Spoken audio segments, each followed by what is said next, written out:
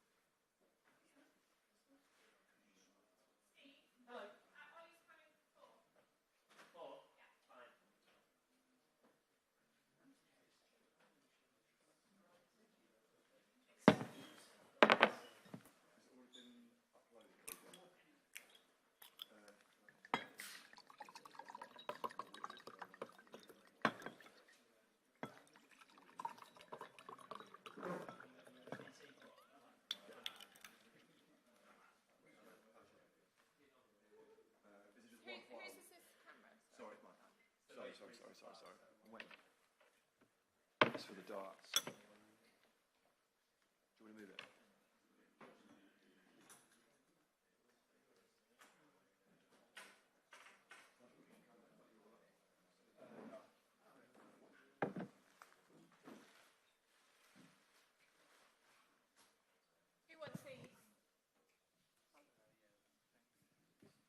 Oh yeah, thank you. Cheers on that. Thanks.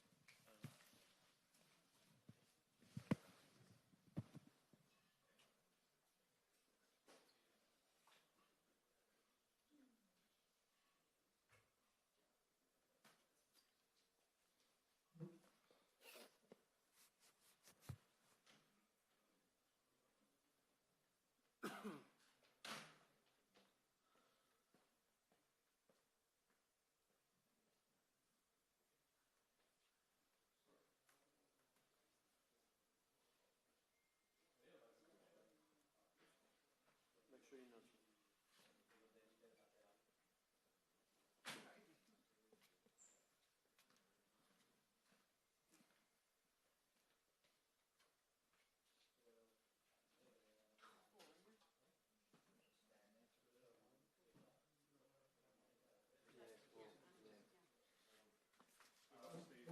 Cheers. I'm gonna get a bit of practice in.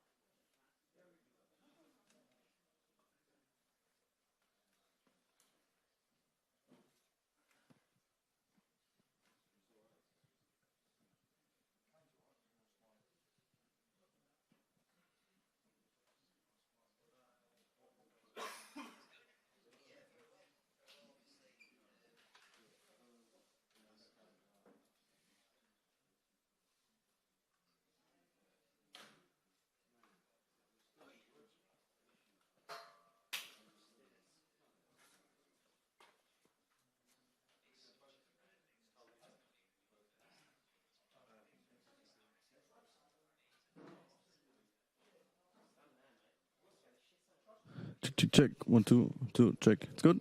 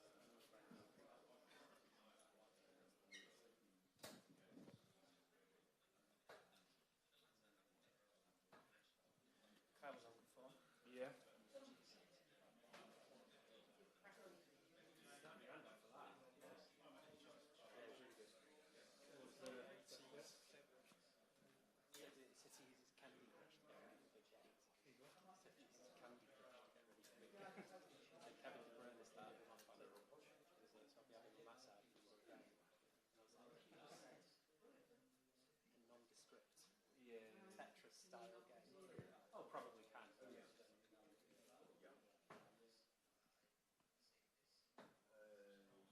Yeah. Bang on there, 'cause even with the one, it's 32 even for this.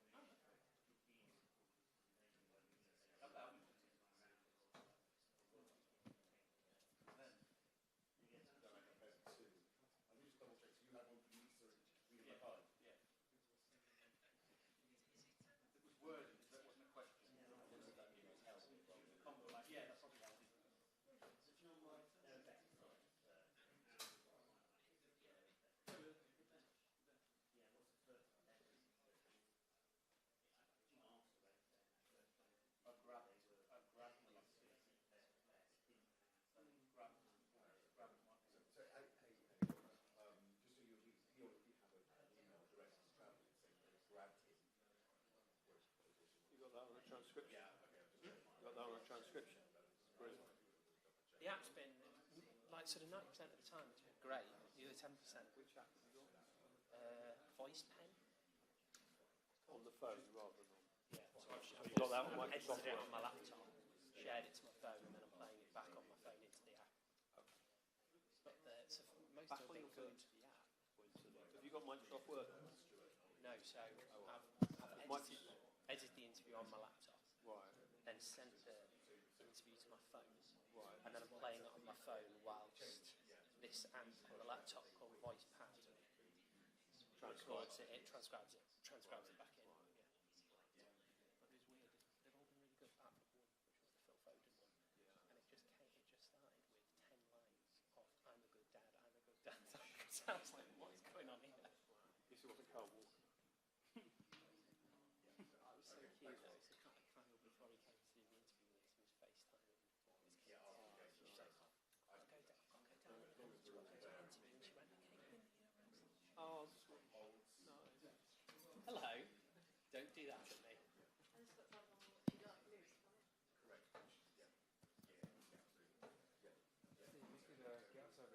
No, I can't. I can level it up. No, there's two today. Yeah, exactly. So I can level it up and then he's going to win. You cross that already if you don't win. Thanks, mate. Oh, yeah. Say again. Alex, did you win? Alex won. All right. Just tell me. Alex won. I lost. Why did you win? Yes. I'm a winning team. And if I lose, I'll say no, because there's two passes. So I think if I beat Ollie, It's all me, which is so long. Yeah. Who are you playing? Shouldn't know. Thanks for that. Yeah, but you did get 140 earlier. I did. Jordan, you must have. Yeah, but I was getting that in my warm-up. Sure. I've got it on video actually. treble 20, treble 20 ball, and then, you know. Also thrown awful shit since then. There's such things to it. No, my laptop's not running out of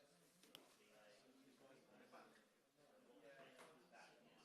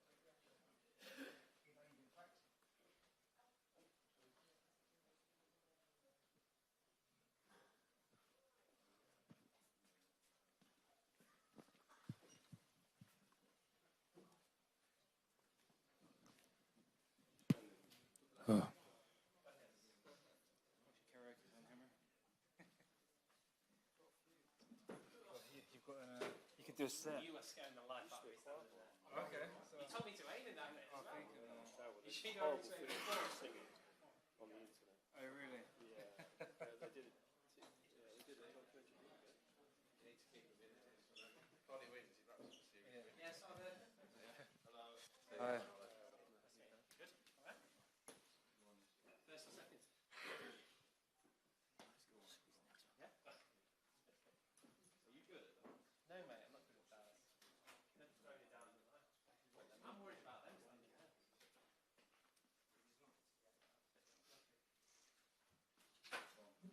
Good luck. Well done the other night. Oh, thanks. 41.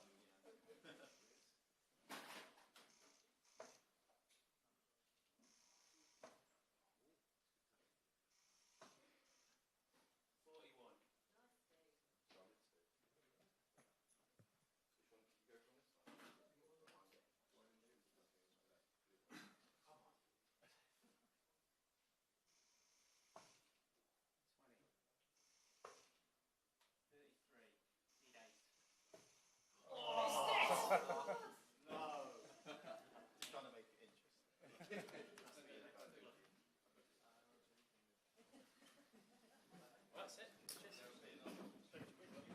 Yeah. 41. Do you film that? Yeah. 33. Yeah, I'll do the Later, question. yeah. Yeah.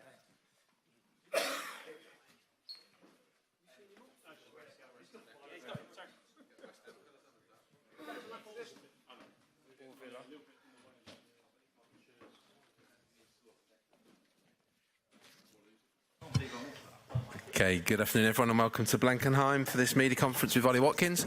As ever, we can keep it to 3 questions per person, then we'll just ensure we can get around as many of you as possible. So we'll start with Alex Howell. And sorry, just a reminder, we'll have an embargo section at the end as well, till 10:30. Alex. Ollie, congratulations for the goal the other night. How's it been coming down, the emotions after something that dramatic?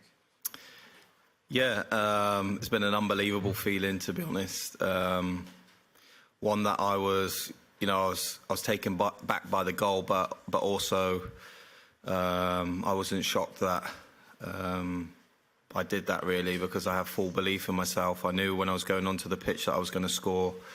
You know, I manifested it. I had worked very hard to get to that point. So it's been an amazing feeling, but I'm not shocked.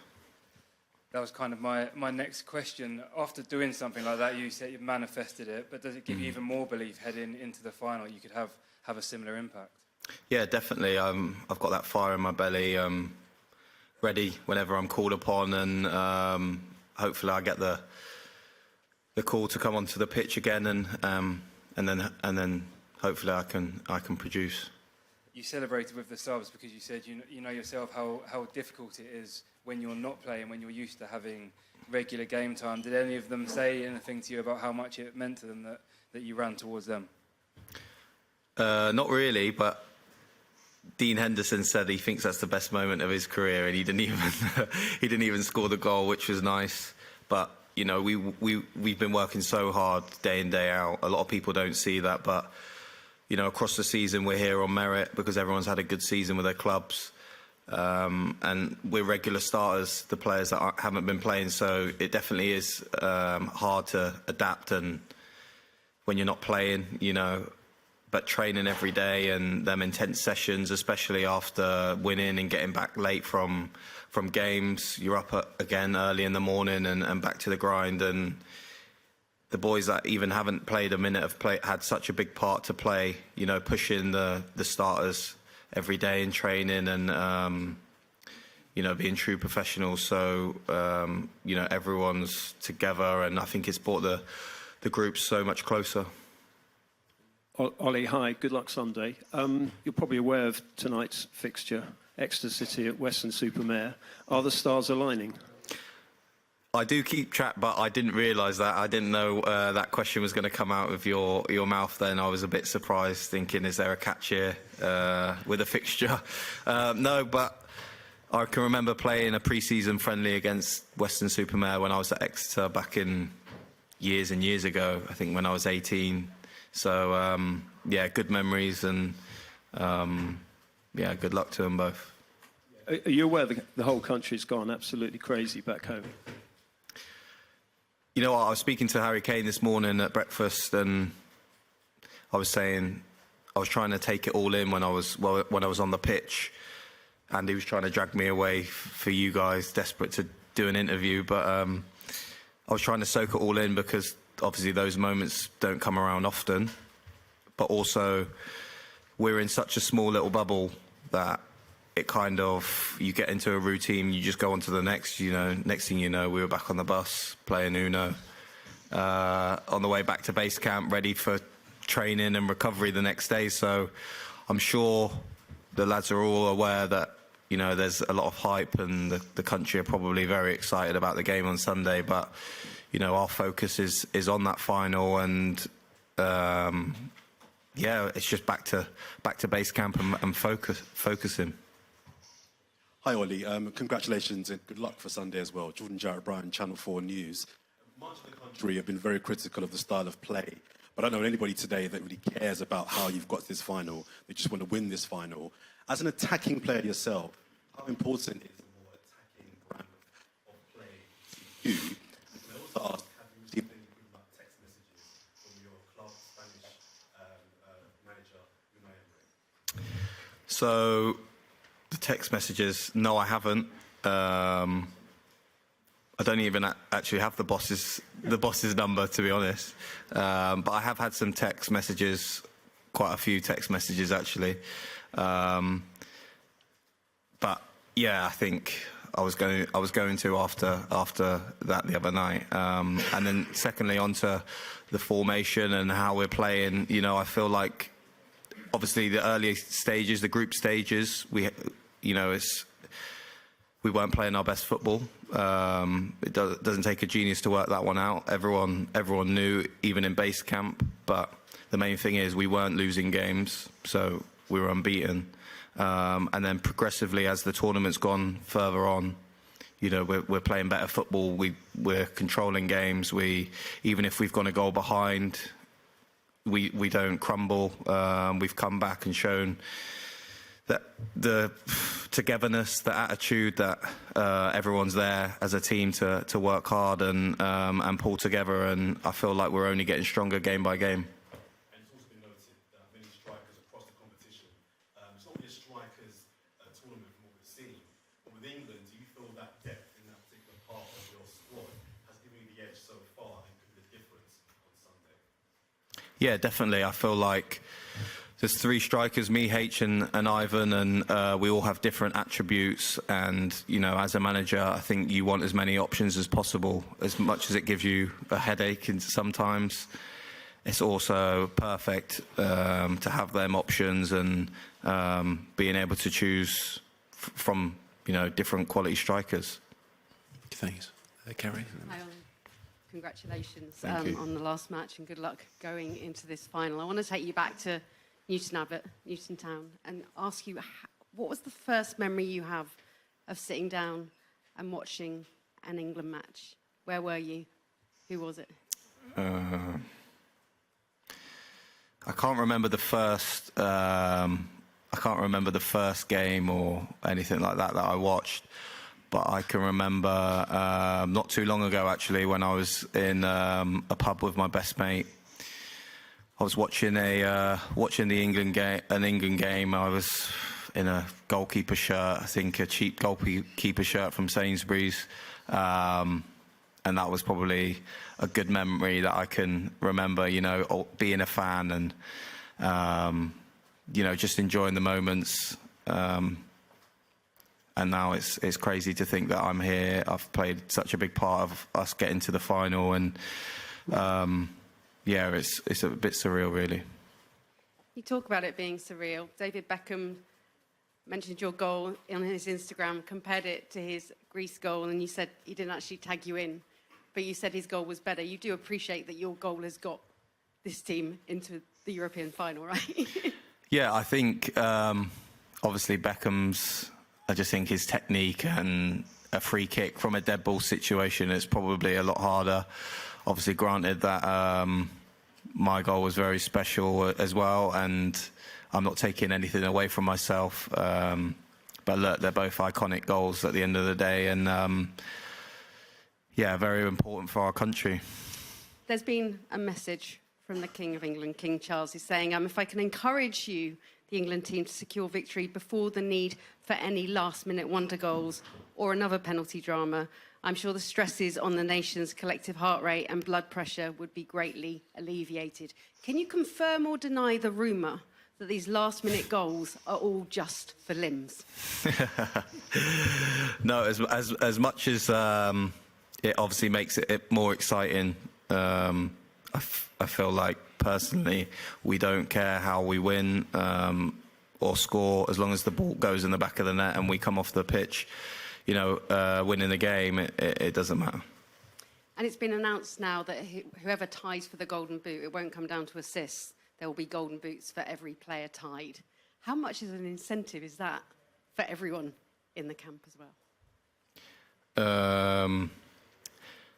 Yeah, I think obviously as an attacking player you want to score as many goals as possible. Them achievements are great, individual, but I think everyone's focusing on the collective award, which is, you know, the team one, and to win the competition, and everyone's got their eyes on that. But yeah, we need to respect Spain because they're a very good team. But you know, it's going to be a difficult game, but you know, we need to focus on Sunday. Hi Ollie, congrats on your goal and on being in the final. Aralas from TV2 Norway. You're facing Lamine Yamal on Sunday. He's turning 17 tomorrow. Do you remember what you were doing on your 17th birthday? I definitely wasn't preparing for a final, I can tell you that. You know, he's an unbelievable talent. Everyone's seen what he can do. Generational talent. It's not often that you are scoring goals against France in the top corner in the semi-final of the Euros when you're 16. So obviously he's got the world at his feet, and yeah, he's miles ahead of me when I was 16 or 17. I mean, he's only a kid, but he has to deal with huge pressure. I mean, can you imagine how it is to be in his shoes during the age that he's in? No, to be honest, I can't. Obviously, with social media and yeah, all the hype. Obviously, being at Barcelona, playing for Spain, there's a lot of hype around him. And obviously, for me, I feel like you have to have a good, close knit of people around you to keep you grounded and keep you focused. And I feel like that's what I have as well. I have good people around me to keep me on the straight and narrow and be there as a sounding board. And you also have a young teammate that's doing well, Kobe Mainu. He's been impressing everyone. Can you give us an insight in what impresses you the most, both on and off the pitch with him? Yeah, I feel like Kobe's obviously a young player, but he doesn't act his age when he's on the pitch. You know, he takes the ball, he's very comfortable on the ball, he's confident, he demands the ball, and, you know, to be such a young player and play at such a high level, you would never think he's the age he is. He plays with it with a certain aura and confidence about him, and yeah, he's got a very bright future ahead of him. Hi Ollie, congratulations for your goal on Sunday. Alberto Rubio from Marca. I'm sorry I cannot wish you good luck for Sunday. I want to now, Gareth Southgate say other day that in the way that Spain is playing is the favorite for the final. I want to know your opinion. If you think Spain is the favorite, England is the favorite, or is 50-50? No, I feel like England we are obviously very strong. Spain I feel like they've had some very tough games, and they've had to come through, yeah, I would say maybe a harder journey than us, obviously playing France, Italy, Germany, so-called the bigger teams. So, yeah, I see what the boss is saying, and I feel like they have been probably the best team of the competition so far. And the second one, what do you think that are the biggest weapons of England to hurt Spain and the biggest weapons of Spain to hurt England? Thank you so much. Did you say the biggest? Weapons, Oh, weapons. Sorry. Obviously, the wingers for Spain are very dynamic, young, full of confidence and direct. But also, across our team, we have goals from everywhere, world-class talent. So it's going to be a very exciting match. I can't wait to watch it and be a part of it, and hopefully we can get the job done. Hi, Ollie. Abraham Romero for El Mundo Spain. I was going to say good luck, but yeah. And you have a Spanish coach in Aston Villa, teammates like Pau Torres and Alex Moreno. You have Jude Bellingham in the locker room of England national team. What do you think about Spain and what they are saying to you about Spain and the football, Spanish football? Thank you. To be honest, I've been in a little bit of a bubble. I've just been concentrating on ourselves, preparing day by day for training, then focusing on the game. So I'm not aware of anything that the Spanish players have said or the coach. I'm just focusing on myself and the team and, getting ready for Sunday. Fine. Hi, Ollie. Yeah. Kyle Walker just listed your goal as his top moment of the Euros so far. When did you first watch it back? And also, when you talk about manifesting it, how does that process work for you? I think I watched it quite a few times when I got back to base camp. It was I just had to. I always watch my goals back. Even my goals for Villa whenever I've scored against someone. But that one, I think I watched it quite a few more times than normal. And then manifesting it. I feel like there's been a lot of things in the process leading up to it. One of my good friends who is coming to the game actually told me years ago that he felt like I was going to score in the Euro final. Obviously, I scored in the semis, so it was a game early, but you never know, that could happen on the weekend. So little things that have happened prior to that game. A lot of people have told me things and spoken it into existence, and I just feel like whatever you put into the universe, you get back, and I'm a firm believer of that. You can believe something, but if you deep down really truly believe and that it can happen, then I think it will. We had a caller on TalkSport earlier on today who said he refereed you when you were on loan at Weston-super-Mare. It was a really lovely anecdote that he gave. Are you aware of how inspiring your journey has been?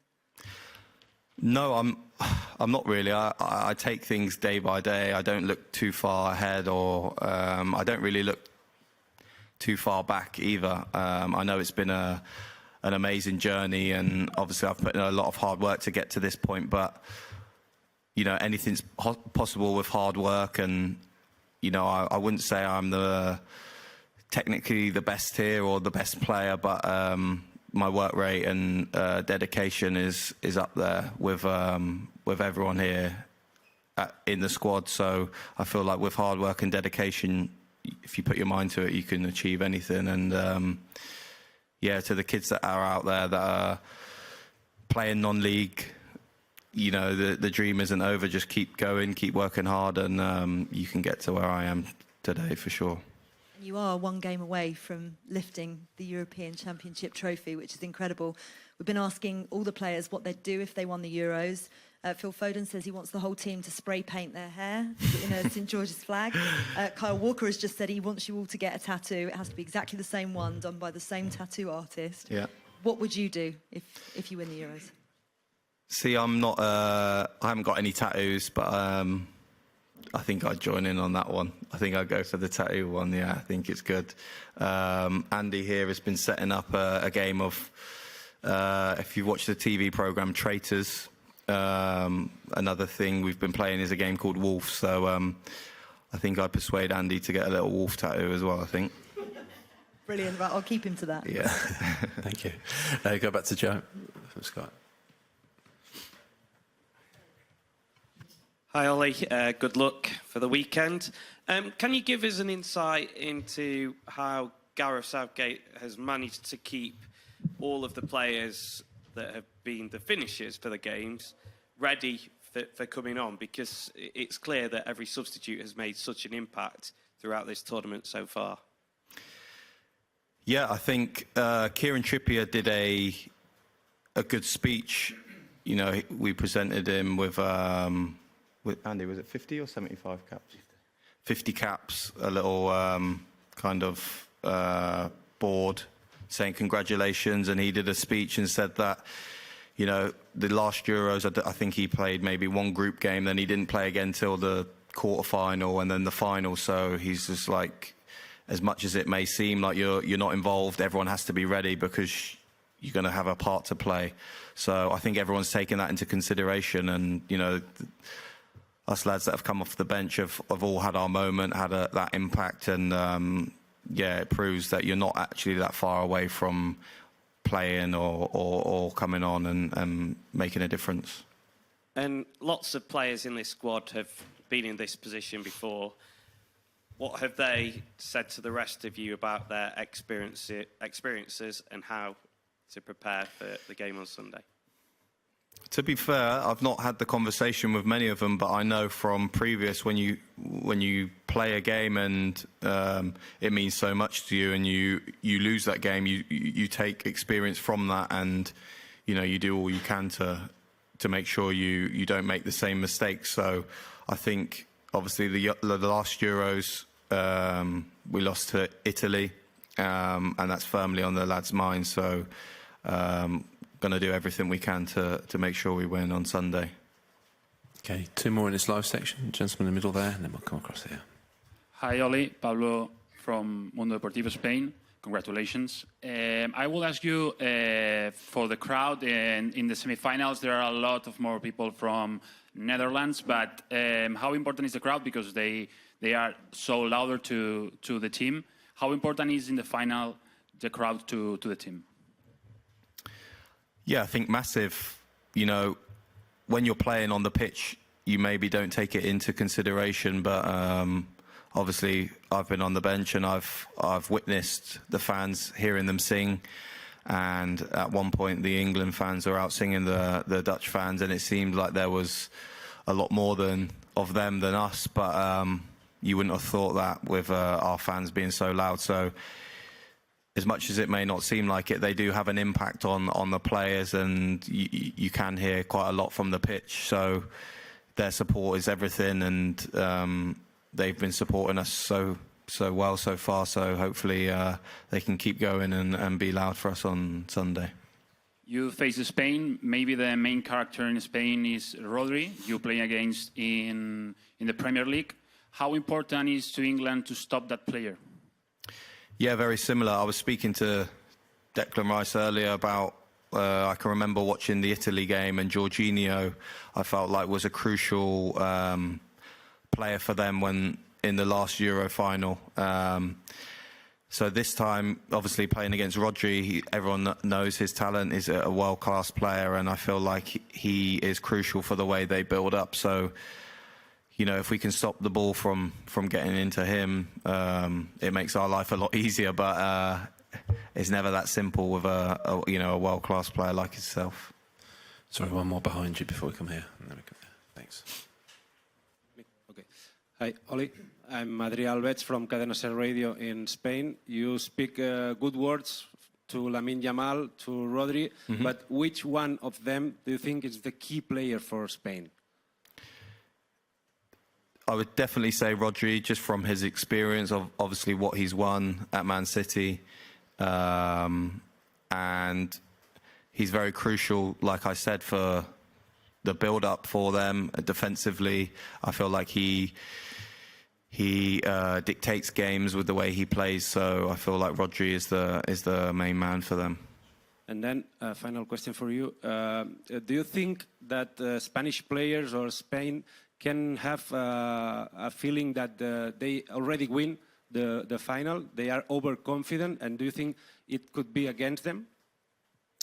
To be fair, like I said, I'm in a bit of a bubble. I'm just focusing on myself. I'm not aware of anything that the Spanish players or press or manager has said, leading up to this game. So, we're just focusing on ourselves and, we haven't taken anything into consideration of what they said. Okay, last one in the live section. Hi, Ollie. Here are Aris Gabilondo from Sports Daily AS in Madrid, in Spain. We are very big fans of Unai Emery, of course. Which are the difference between Unai Emery and Gareth Southgate for you, and the similarities, if they are? I feel like Gareth is very laid back and makes you feel at ease, really. And obviously, there's a real togetherness in this squad that he's built from a long period of time. And the boss at Villa, Unai, is very demanding. The meetings are a lot longer, I would say. So both amazing managers, just with a slightly different approach. Okay, that ends the live section. We'll now move on to a very short section and bargain until 10:30 p.m. UK.